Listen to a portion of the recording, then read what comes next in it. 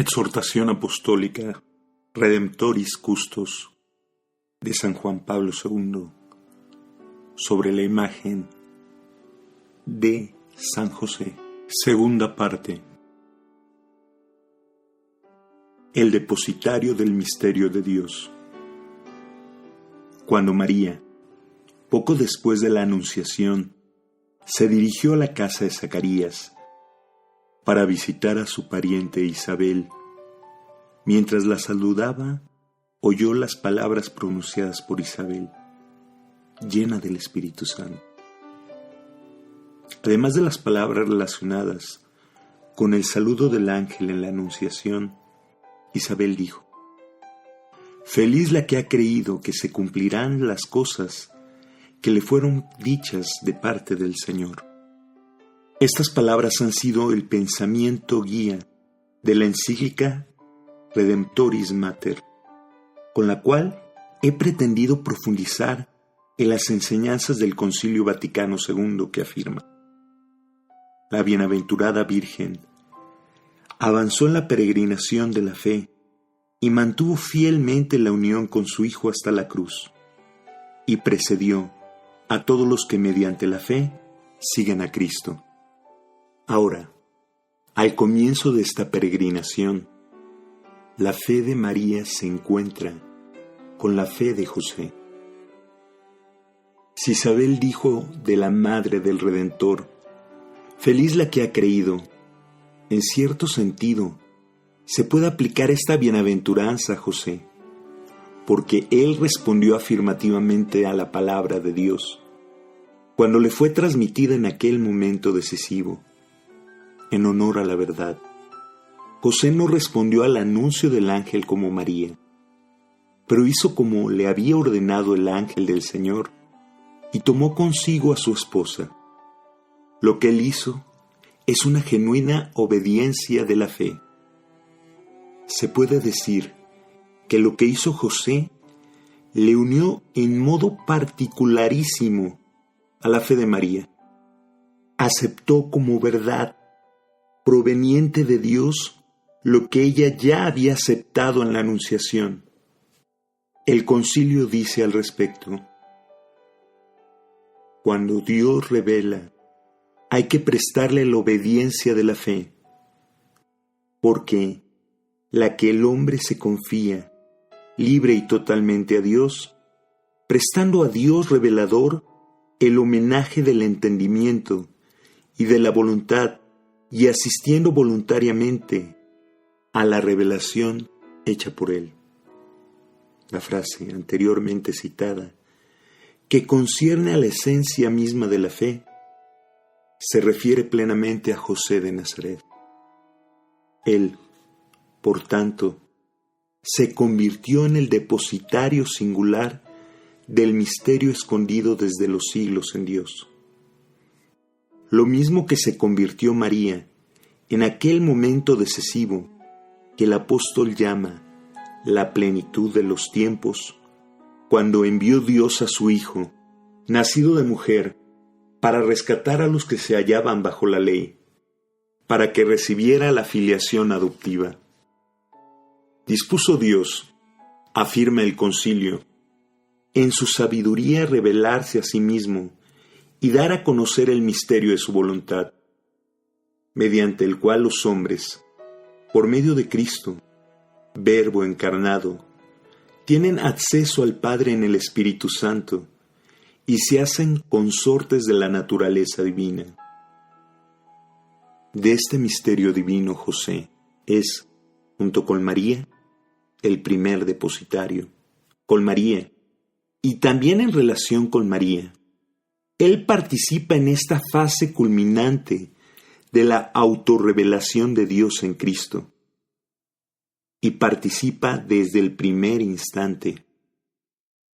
Teniendo a la vista el texto de ambos evangelistas, Mateo y Lucas, se puede decir también que José es el primero en participar de la fe de la Madre de Dios, y que, haciéndolo así, sostiene a su esposa en la fe de la divina Anunciación.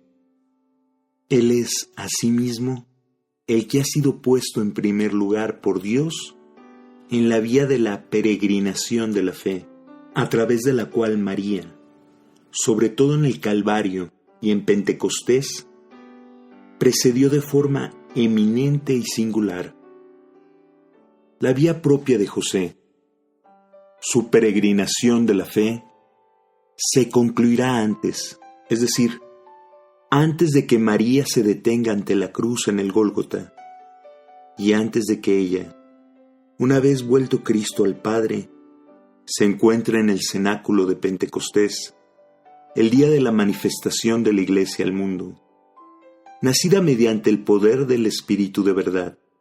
Sin embargo, la vía de la fe de José sigue la misma dirección. Queda totalmente determinada por el mismo misterio del que él, junto con María, se había convertido en el primer depositario. La encarnación y la redención constituyen una unidad orgánica e indisoluble, donde el plan de la revelación se realiza con palabras y gestos intrínsecamente conexos entre sí. Precisamente por esta unidad el Papa Juan XXIII, que tenía una gran devoción a San José, estableció que en el canon romano de la misa, memorial perpetuo de la redención, se incluyera su nombre junto al de María y antes del de los apóstoles, de los sumos pontífices y de los mártires. El servicio de la paternidad.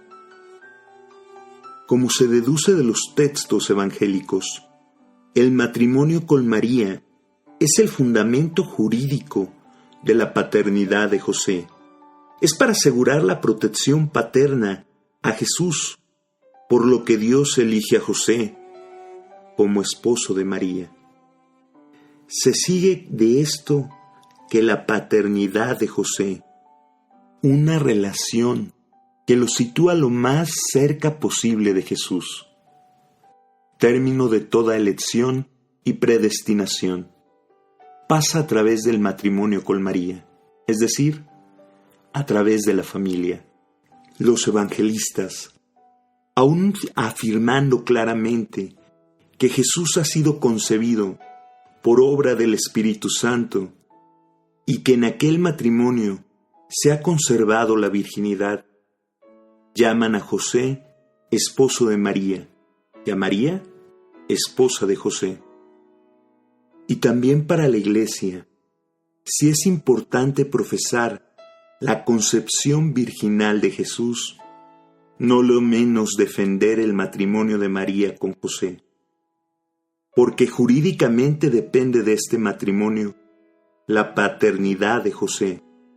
Y aquí se comprende por qué las generaciones han sido enumeradas según la genealogía de José. ¿Por qué? Se pregunta San Agustín. ¿No debía hacerlo a través de José? ¿No era tal vez José el marido de María? La Escritura afirma, por medio de la autoridad angélica, que él era el marido. No temas, dice, en recibir en tu casa a María, tu esposa, pues lo concebido en ella es obra del Espíritu Santo. Se le ordena poner el nombre del niño, aunque no fuera fruto suyo. Ella, añade, dará a luz un hijo, a quien pondrás por nombre Jesús. La Escritura sabe que Jesús no ha nacido de la semilla de José, porque a él, preocupado por el origen de la gravidez de ella, se le ha dicho, es obra del Espíritu Santo.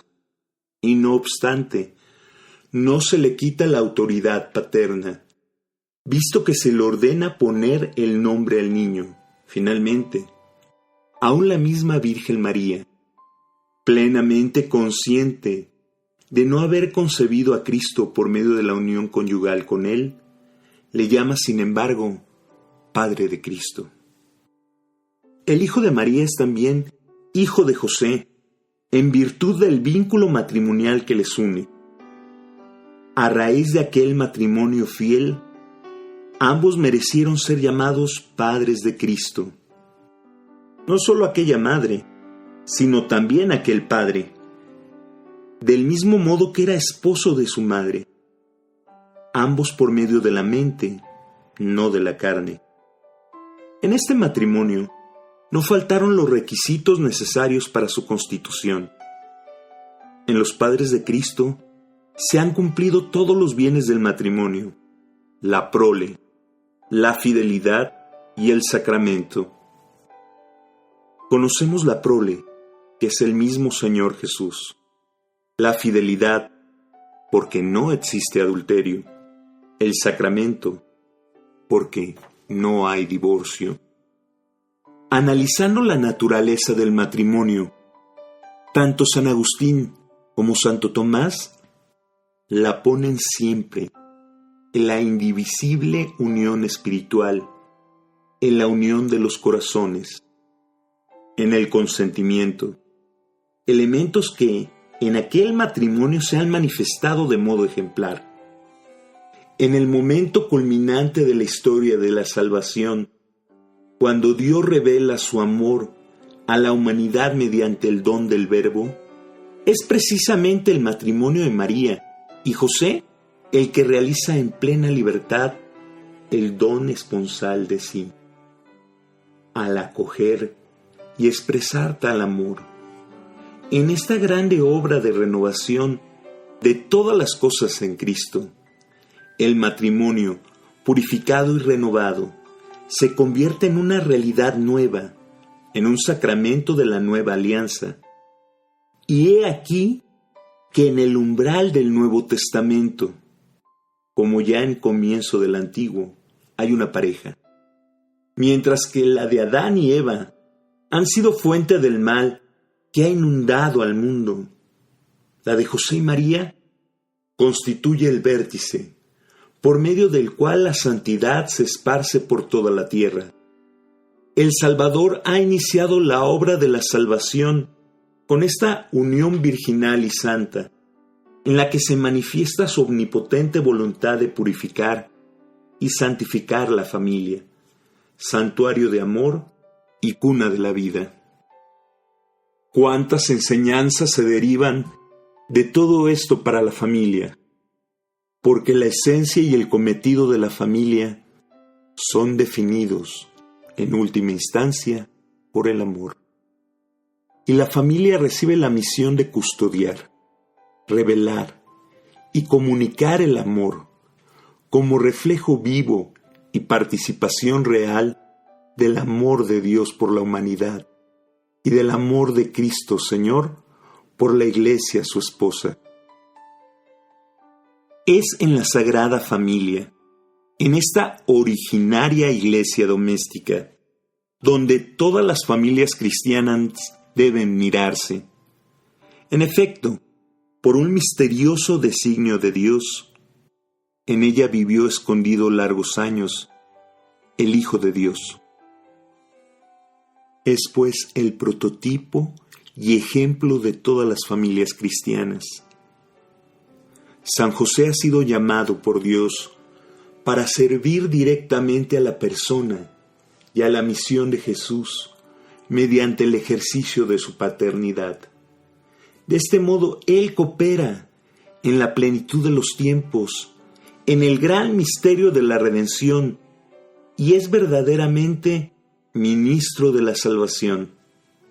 Su paternidad se ha expresado concretamente al haber hecho de su vida un servicio, un sacrificio, al misterio de la encarnación y a la misión redentora que está unida a él, al haber hecho uso de la autoridad legal que le correspondía sobre la Sagrada Familia, para hacerle don total de sí, de su vida y de su trabajo, al haber convertido su vocación humana al amor